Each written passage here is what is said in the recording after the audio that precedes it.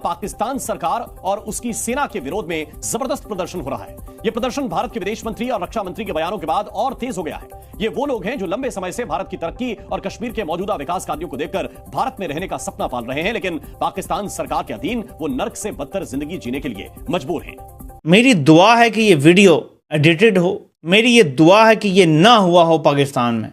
आज़ाद कश्मीर में अगर ये नारे लग गए हैं कि पाकिस्तान से लेंगे आज़ादी, हिंदुस्तान से लेंगे आज़ादी। तस्वीरों में आप देख सकते हैं कि प्रदर्शनकारी सड़कों पर निकले हुए हैं और उन प्रदर्शनकारियों के बीच में भारतीय झंडा लहरा रहा है। ये क्या मैसेज है? पब्लिक को हम किस तरह से कंट्रोल करने की कोशिश कर रहे हैं एक ऐसे वक्त में जब इंडिया के अंदर इलेक्शंस हो रहे हैं और मोदी वहां पे बार बार ये स्टेटमेंट दे रहा है कि हम आजाद कश्मीर को भी वापस ले आएंगे। पाकिस्तान ने इसके पीछे रॉ का हाथ बताया है क्योंकि पीओके में विरोध प्रदर्शन तेज हो गए हैं। बड़े पैमाने पर वहां विरोध प्रदर्शन हो रहे हैं। प्लान ये था कि ये सारा कुछ किया जाए, इंतशार फैलाया जाए, फौज को अटैक किया जाए पब्लिक की तरफ से। अमित मिर साहब ट्विटर के ऊपर लिखते हैं, दिस इज मुजफ्फराबाद टुडे। ये कश्मीर का दारुल हुकूमत मुजफ्फराबाद है।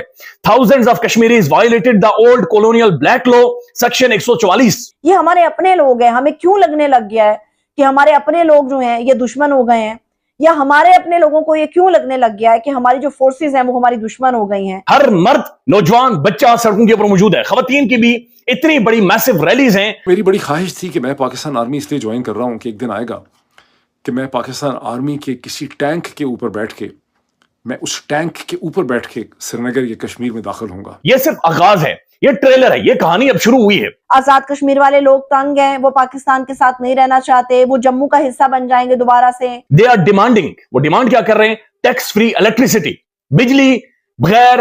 जय हिंद दोस्तों, वेलकम टू माय चैनल। दोस्तों, पाकिस्तान अधिकृत कश्मीर में भारतीय तिरंगे फहराए जाने की महत्वपूर्ण खबर सामने आई है। पाकिस्तान अधिकृत कश्मीर के कस्बा रावलकोट में बिजली सप्लाई के मामले को लेकर और इलाके में जरूरत से अधिक टैक्स लगाने पर विरोध प्रदर्शन के दौरान तिरंगे फहराए गए हैं। सूत्रों के अनुसार सीमा पार पाकिस्तान अधिकृत कश्मीर में इस समय प्रतिदिन मात्र 2 घंटे ही बिजली सप्लाई लोगों को मिल रही है, जबकि लोग लंबे समय से मांग कर रहे हैं कि उन्हें दिन में कम से कम 6 घंटे बिजली सप्लाई मिलनी चाहिए। लोगों ने विरोध प्रदर्शन में आरोप लगाया कि पाकिस्तान में जितनी भी बिजली पैदा होती है वह सारी की सारी पाकिस्तान के कब्जे वाले कश्मीर में पड़ते दरियाओं पर बने बांध से मिलती है। पहले हमें इसी कारण सस्ते दाम पर और 24 घंटे बिजली सप्लाई मिलती थी, परंतु अब हमें बिजली 24 घंटे में मात्र 2 घंटे मिलती है तथा बिजली पर मिलने वाली सब्सिडी भी समाप्त कर दी गई है। नेताओं ने आरोप लगाया कि पीओके में टैक्स को लेकर भी पाकिस्तान सरकार अब बड़े स्तर पर भेदभाव कर रही है। टैक्स इतने अधिक बढ़ा दिए गए हैं कि उन्हें अदा करना लोगों के बस की बात नहीं है, जबकि उसके मुकाबले भारतीय कश्मीर में लोगों को सस्ते दर पर 24 घंटे बिजली सप्लाई सहित कई तरह की सुविधाएं भारत सरकार दे रही है। यदि पाकिस्तान सरकार हमें संभाल नहीं सकती तो या तो हमें पूर्णतः आजादी दी जाए या हमें भारत में मिला दिया जाए। भारत सरकार हमें स्वीकार करने के लिए पूरी तरह से तैयार है। उन्होंने कहा कि हमारा पाकिस्तान सरकार के खिलाफ बड़े पैमाने पर विरोध प्रदर्शन लगातार जारी रहेगा। इस प्रदर्शन के दौरान वहां न सिर्फ भारतीय तिरंगे फहराए गए बल्कि भारत के पक्ष में नारेबाजी भी की गई। दूसरी ओर पाकिस्तान सरकार के विदेश मंत्रालय ने पाकिस्तान अधिकृत कश्मीर में भारतीय तिरंगे फहराए जाने को लेकर सीधा भारतीय एजेंसी रॉ पर आरोप लगाया है। विदेश मंत्रालय ने आरोप लगाया कि भारत सरकार एक बार फिर पाकिस्तान को तोड़ने की साजिश रच रही है। आजाद कश्मीर में लगने वाले नारे सुने जरा। हम कैसे पाकिस्तान से लेंगे आजादी, पाकिस्तान से लेंगे आजादी, हिंदुस्तान से लेंगे आजादी, इस पार भी लेंगे आजादी, उस पार भी लेंगे आजादी। नारे कश्मीर। मेरी दुआ है कि ये वीडियो एडिटेड हो। मेरी ये दुआ है कि ये ना हुआ हो पाकिस्तान में। आज़ाद कश्मीर में अगर ये नारे लग गए हैं कि पाकिस्तान से लेंगे आज़ादी, हिंदुस्तान से लेंगे आज़ादी, ये बड़ी ख़तरनाक डेवलपमेंट है पाकिस्तान के लिए। हमारा तो मकबूजा कश्मीर भी शहर करार दिया गया था। यहाँ तो आज़ाद कश्मीर के लोग अगर ये नारे मार रहे हैं और वहाँ बड़ी कशीदा सूरत हाल है, वहाँ पे भी बदमाशी दिखाने की कोशिश की गई। एक वीडियो डाला भी आपने देखा कि कैसे लोगों ने उसको उलट पलट दिया। वहाँ के एक सरकारी अफसर के साथ क्या सलूक किया गया सब जानते हैं। लोग इस टाइम बिफरे पड़े हैं। एक दिन पंजाब में भी लोगों को ऐसा गुस्सा आ गया तो ये 12-14 करोड़ की आबादी का सूबा, इमेजिन करें क्या होगा। फिर कोई बंदूक, कोई मिसाइल, कोई चीज काम नहीं आएगी। तफसीलात में आप लोगों के साथ शेयर करने जा रही हूँ। बड़ी खौफनाक और मैं कहूंगी दिल दहला देने वाली इतलात है कि किस तरह से चौक के ऊपर कपड़े उतार के, शलवारें उतार के लोगों की चौक के ऊपर लटकाई जा रही हैं और अवाम ये अपना मैसेज कन्वे कर रही है कि बस अब बहुत हो गया, इनफ इज इनफ। ये वो सूरत हाल है जिसको देख के आपकी रूह लरस जाती है कि हम एक ऐसे पुरअमन मुल्क के वासी हैं जहां पर आज़ादी हमारा मुकद्दर थी, मगर आज लोगों को लगता है कि वो आज़ादी उनकी कैद में तब्दील हो गई है। आज उनको लगता है कि उनकी आज़ाद जो कदम है वो जंजीरों के अंदर जकड़े हुए हैं। ये क्या हो रहा है पाकिस्तान के अंदर? ये क्या हम कर क्या रहे हैं? क्या कोई सोचने वाला नहीं है?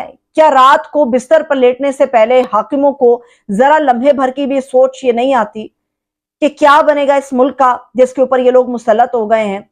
तफसील की तरफ बढ़ते हैं। बात यह है कि मुजफ्फराबाद के इलाका है जो डुडियाल, उसकी वीडियोस मैंने देखी हैं, कुछ 2-4 वीडियोस है, बल्कि मैंने सोशल मीडिया पे अपने अकाउंट के अंदर वो एक ट्वीट भी डाला जिसमें मैंने लोगों से भी पूछा कि अगर आप लोगों के पास कोई मजीद मालूमात हो तो मेरे साथ शेयर करें।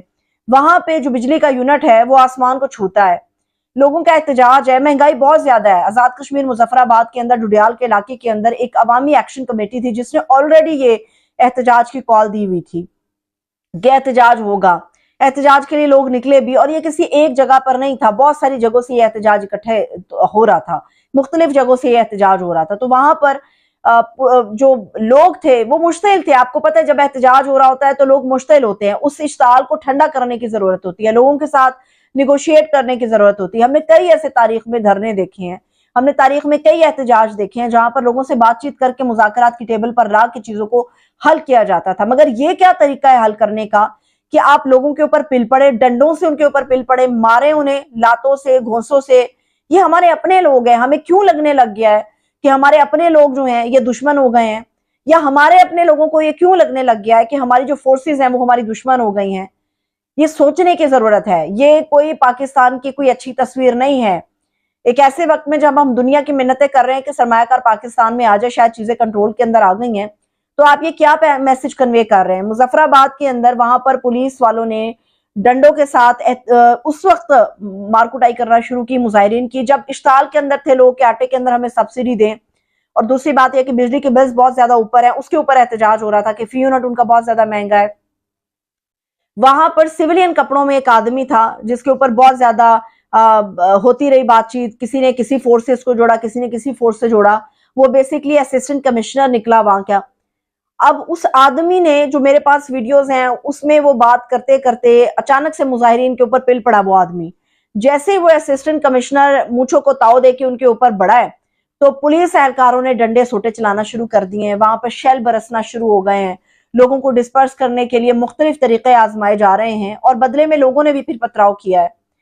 और जो कुछ उस असिस्टेंट कमिश्नर के साथ हुआ नहीं होना चाहिए, नहीं होना चाहिए। हम जिस 9 मई को आज तक रोते हैं, हम मजीद नहीं मुतहम्मिल इस तरह के किसी भी 9 मई के। ये हम कर क्या रहे हैं? उस आदमी के कपड़े लटका दिए गए, उसकी शलवार लटका दी गई मकबूल बट चौक के ऊपर, और ये क्या मैसेज है? पब्लिक को हम किस तरह से कंट्रोल करने की कोशिश करें एक ऐसे वक्त में जब इंडिया के अंदर इलेक्शंस हो रहे हैं और मोदी वहां पे बार बार ये स्टेटमेंट दे रहा है कि हम आजाद कश्मीर को भी वापस ले आएंगे। आजाद कश्मीर वाले लोग तंग हैं, वो पाकिस्तान के साथ नहीं रहना चाहते, वो जम्मू का हिस्सा बन जाएंगे दोबारा से, हम आजाद कश्मीर को अपने साथ मिलाएंगे। और ये एक ऐसा मौका हमने उनकी इलेक्शन कैंपेन को इस तरह की सूरत हाल क्रिएट करके दे दिया है। तूने कहा कि मेरी बड़ी ख्वाहिश थी कि मैं पाकिस्तान आर्मी इसलिए ज्वाइन कर रहा हूँ कि एक दिन आएगा कि मैं पाकिस्तान आर्मी के किसी टैंक के ऊपर बैठ के, मैं उस टैंक के ऊपर बैठ के श्रीनगर या कश्मीर में दाखिल होऊंगा। वो तो खैर दिन नहीं आया, ना पाकिस्तान ना वो दिन कभी आया, और शायद मेरे वालिद साहब जिंदा होते तो उनको एहसास होता कि जिन ताकतों का कब्जा मकबूजा जम्मू और कश्मीर पे है या था या है, अब उन्हीं ताकतों का कब्जा इस पाकिस्तान के ऊपर भी हो चुका हुआ है। जिसको समझ आए उसका भला, जिसको ना समझ आए उसका भी बड़ा भला।